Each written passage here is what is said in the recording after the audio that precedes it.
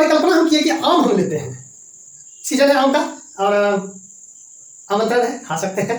फिलहाल समझाएंगे और आप देख सकते हैं, खा तो हम ही लेंगे, कोई बड़ी बात नहीं। चलिए, सीजन है, हर जगह उपलब्ध है। हाय एवरीबॉडी, आज फिर से एक नए वीडियो के साथ। आज का टॉपिक है साइटोप्लाज्म और प्रोटोप्लाज्म। ये दोनों महाशय क्या है?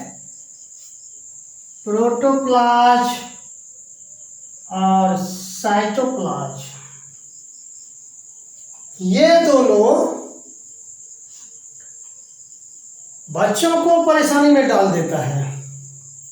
प्रोटोप्लाज्म, साइटोप्लाज्म, साइटोप्लाज्म, प्रोटोप्लाज्म एक जैसा लगता है एक जैसा ही, लेकिन मतलब कुछ और होते हैं। तो इस कंफ्यूजन को दूर करते हैं। आइए कि प्रोटोप्लाज्म और साइटोप्लाज्म दोनों का हिंदी मतलब क्या होता है और इसका परिभाषा क्या होता है।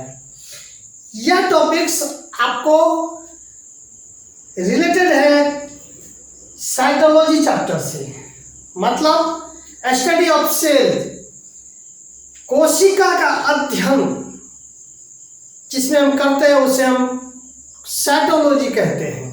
साइटोप्लाज्म, प्रोटोप्लाज्म उसी से संबंधित है। लेकिन आइए डिटेल जानते हैं। इससे आगे बढ़ने से पहले अगर अब तक चैनल को सब्सक्राइब नहीं किया तो प्लीज सब्सक्राइब कर लें, ताकि त्वरित रूप से हर वीडियो आप तक पहुंच पाए। तो आइए जानते हैं प्रोटोप्लाज्म और साइटोप्लाज्म। इसके लिए हमें चित्र का सहारा लेना पड़ा। यह चित्र है जंतु कोशिका का। कोशिका का कह सकते हैं, सेल का स्ट्रक्चर है, लेकिन यह एनिमल सेल है, जंतु कोशिका का चित्र है। इसे समझाने में हमें सहयोग मिलेगा। तो हम देखते हैं कि प्रोटोप्लाज्म,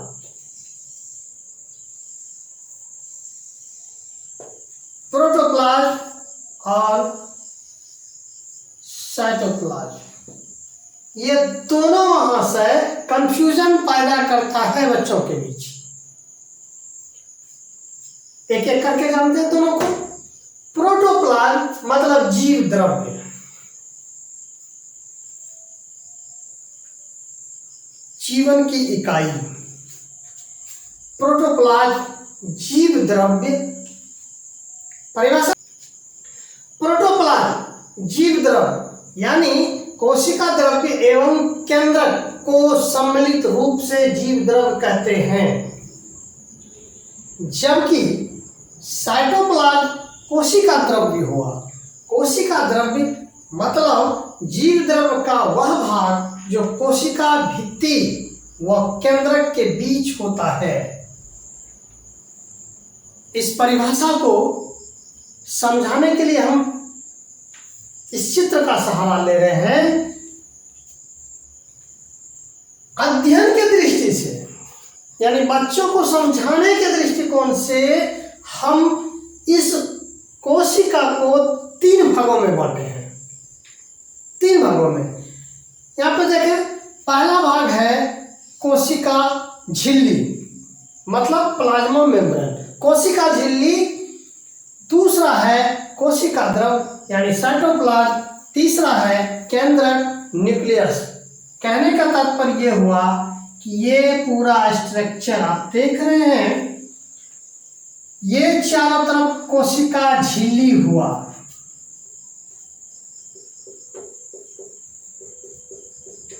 कोशिका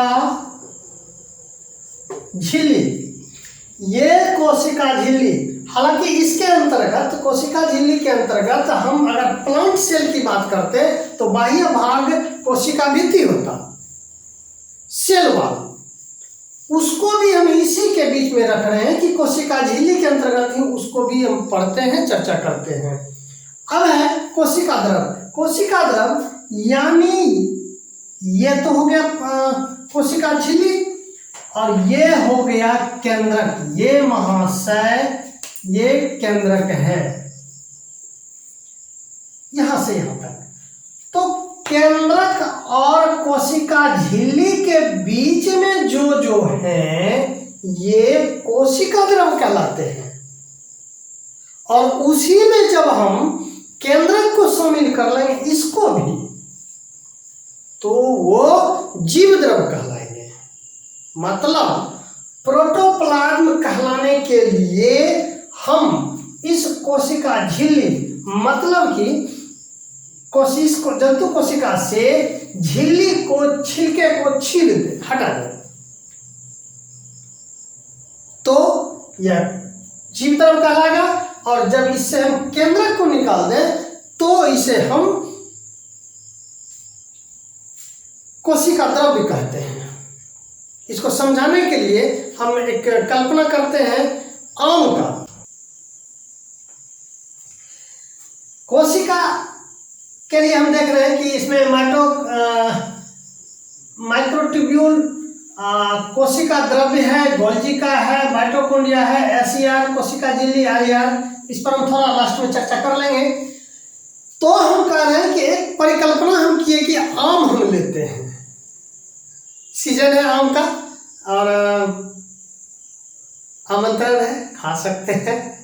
फिलहाल समझाएंगे और आप देख सकते हैं, खा तो हम ही लेंगे, कोई बड़ी बात नहीं। चलिए, सीजन है, हर जगह उपलब्ध है।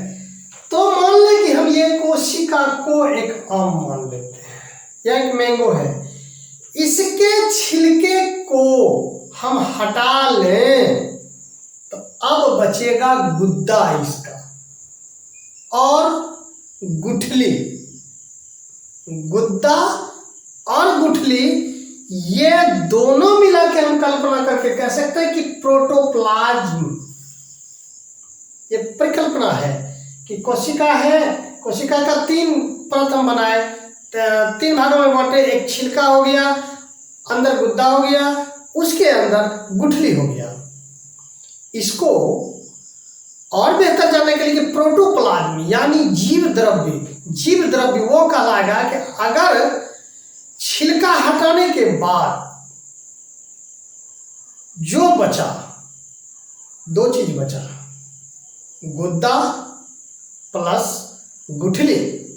तो गुद्दा को अगर हम कोशिका द्रव्य मानते हैं और गुठली को केंद्रक मानते हैं तो कोशिका द्रव्य प्लस केंद्रक,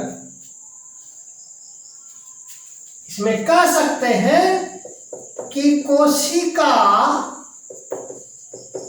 द्रव्य प्लस केंद्रक दोनों को मिला दे तो यह प्रोटोप्लाज्म कंप्लीट हो जाता है जीव द्रव्य में। और जब इस जीव द्रव्य से केंद्रक को हटा देते हैं,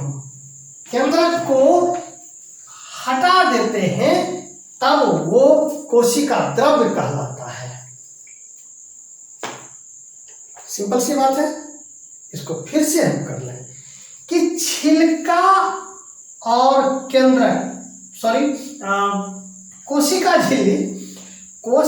झिल्ली और केंद्रक के बीच में, मतलब यहां से लेके यहां तक का एरिया चारों तरफ, इसमें ये लिक्विड है, माइटोकॉन्ड्रिया है, गोल्जी बॉडी है, एंडोप्लाज्मिक रेटिकुलम है और सभी है, लवक है, वगैरह वगैरह है, सब है, वैक्यूल्स है, सब है।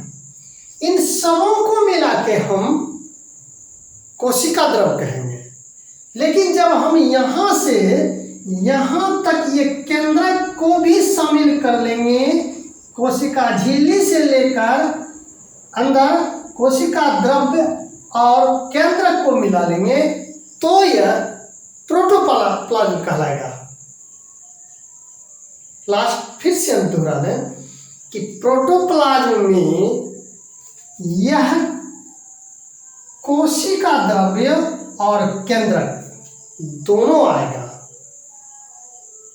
जबकि कोशिका द्रव्य में केवल और केवल कोशिका झिल्ली से लेकर केंद्रक के बीच जो भी मटेरियल है वो कोशिका द्रव्य मीन्स साइटोप्लाज्म कहलाएगा। इसको हम समझ पा रहे हैं कि साइटोप्लाज्म प्रोटोप्लाज्म, प्रोटोप्लाज्म, साइटोप्लाज्म, दोनों के लिए अब जाके परिभाषा पे अगर हम ध्यान दें तो कुछ सहायक होगा कि कोशिका द्रव्य एवं केंद्रक, साइट प्रोटोप्लाज्म के लिए कोशिका द्रव्य एवं केंद्रक, कोशिका द्रव्य और केंद्रक को मिला दे तो जीव द्रव्य कहलाया। इसीलिए कहता है कोशिका द्रव्य एवं केंद्रक को सम्मिलित रूप से जीव द्रव्य कहते हैं। सीधा बात जानिए ना कि ये केंद्रक सॉरी कोशिका के झिल्ली को हम हटा दें तो बाकी सब यह प्रोटोप्लाज्म कहलाएगा, यानी जीव द्रव्य कहलाएगा।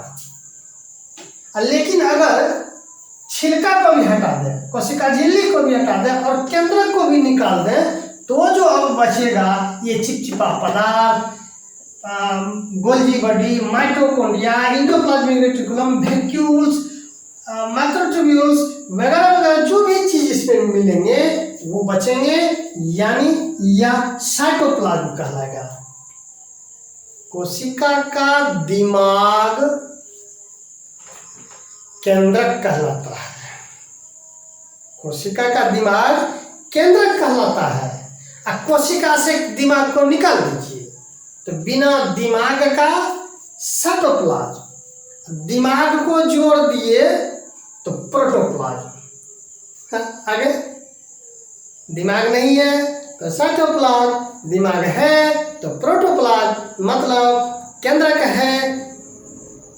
इस द्रव्य को मिलाकर, कोशिका द्रव्य को मिलाकर तो वह प्रोटोप्लाज्म, और इसमें केंद्रक नहीं है तो वो साइटोप्लाज्म।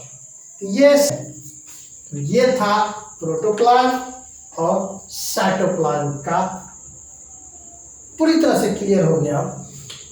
कई तरीके से हम समझाए। अब आइए इस चित्र को भी देख लेते हैं कि इसमें है कोशिका द्रव्य तो है ही, यानी कि झिल्ली और केंद्रक के बीच जो भी भाग है वो कोशिका द्रव्य कहलाया। इसी में कोशिकांग होते हैं। अब कोशिकांग क्या है इसको अगले वीडियो में अच्छी तरह से बताएंगे। फिलहाल हम एक समरी कर लेते हैं कि ये ER है, एंडोप्लाज्मिक रेटिकुलम। इसका काम है यांत्रिक सहारा देना कोशिका का। ये दो प्रकार के होते हैं, SER और RER। Smooth endoplasmic reticulum, rough endoplasmic reticulum. इसका मतलब यह हुआ रफ में यहाँ पे बूंदा बूंदा है, यानी यह राइबोसोम है, इसलिए यह रफ है। और जिस पर राइबोसोम नहीं है, जिस ER पर, वो स्मूथ है, चिकना है, और ये खुरदरा है यानी रवादार है। राइबोसोम के बारे में जानते हैं कि प्रोटीन का संश्लेषण करता है। ER के बारे में जानते हैं कि यह प्रोटीन या अन्य पदार्थों को परिवहन कराता है, इधर से उधर आने जाने में सहायक होता है। और गोल्जी बॉडी जो है यह प्रोटीन को संचित भी करता है और पैकिंग भी करता है। केंद्रक दिमाग है। माइटोकॉन्ड्रिया, इसको हम पावर हाउस बोलते हैं, जनरेटर बोलते हैं। इसको हम डीपली अगले वीडियो में चर्चा करेंगे। उसमें मेरा सवाल रहेगा कि कोशिकांग क्या है। तो फिलहाल इस वीडियो में हमें बताना था कि प्रोटोप्लाज्म और साइटोप्लाज्म दोनों में क्या डिफरेंस है। दोनों को कंफ्यूजन को क्लियर करने में हम सफल हुए। आप इसे गौर से देखेंगे तो समझ में आ जाएगी। तो ये था हमारा साइटोप्लाज्म प्रोटोप्लाज्म का लफड़ा। प्रोटोप्लाज्म साइटोप्लाज्म, साइटोप्लाज्म प्रोटोप्लाज्म, सारी बातें स्पष्ट। तो मिलते हैं अगले वीडियो में, तब तक के लिए थैंक यू।